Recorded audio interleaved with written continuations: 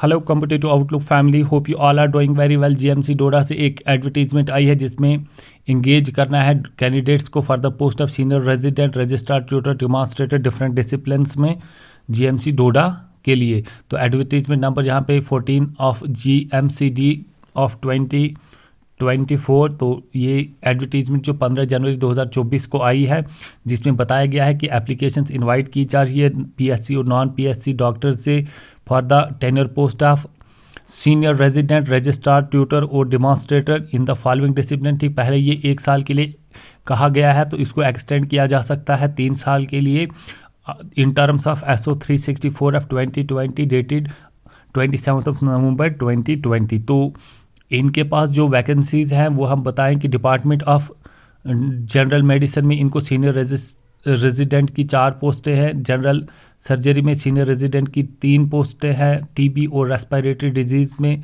Senior resident की 2 पोस्टें हैं, साइकेट्री में 2 पोस्टें हैं, सीनियर रेजिडेंट की रेडियोथेरेपी में भी सीनियर रेजिडेंट की 3 पोस्टें हैं, रेडियो डायग्नोसिस में 2 पोस्टें हैं, एनेस्थीसिया में 5, पेडियाट्रिक में 1 है, एनाटमी में ट्यूटर या डेमोन्स्ट्रेटर की 1 पोस्ट है। तो फार्माकोलॉजी और कम्युनिटी में भी 1-1 पोस्ट ट्यूटर और डेमोन्स्ट्रेटर की है। तो कैंडिडेट्स जो इंटरेस्टेड है उनको बताया गया है कि सैड पोस्ट के लिए वो फॉर्म डाउनलोड कर सकते हैं जो इस एडवर्टीजमेंट नोटिस के साथ है, या आप ये GMC डोडा घट से भी इस हासिल कर सकते हैं वर्किंग आवर्स के दौरान, और इसको आप सबमिट कर सकते हैं प्रिंसिपल गवर्नमेंट मेडिकल कॉलेज डोडा, या आप ईमेल के ज़रिए भी इसको भेज सकते हैं जो एड्रेस है recruitment@gmail.com। 15 दिन के अंदर आप इसको सबमिट कर सकते हैं उस डेट से जब ये जो एडवर्टीजमेंट नोटिस इशू हुई है। तो एलिजिबिलिटी क्राइटेरिया यहाँ पे PSC कैंडिडेट्स के लिए कहा गया है कि कैंडिडेट आफ्टर सिलेक्शन, ठीक, सिलेक्शन के बाद अगर किसी कैंडिडेट को सिलेक्ट किया गया तो सिलेक्शन के बाद उनकी जो सैलरी वगैरह है वो LPC जो उनकी लास्ट है उसके मुताबिक दिया जाएगा। NOC इनको लेनी है पेरेंट डिपार्टमेंट से सीनियर रेजिडेंसी के लिए। तो सिलेक्शन के बाद कैंडिडेट को एडमिनिस्ट्रेटिव डिपार्टमेंट से रिलीव भी होना है।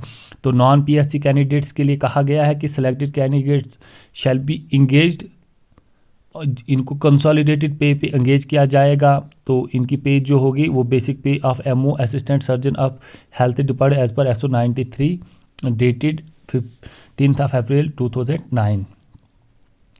तो general conditions of eligibility for all candidates भी यहाँ पे बताया गया है कि क्वालिफिकेशन, तो the post graduate qualification of MD MS DNB MDS और higher qualification MCH DM DNB super speciality shall be mandatory required as per the eligibility criteria of the post. ठीक, तो ऐसी एलिजिबिलिटी क्राइटेरिया ज़रूरी है।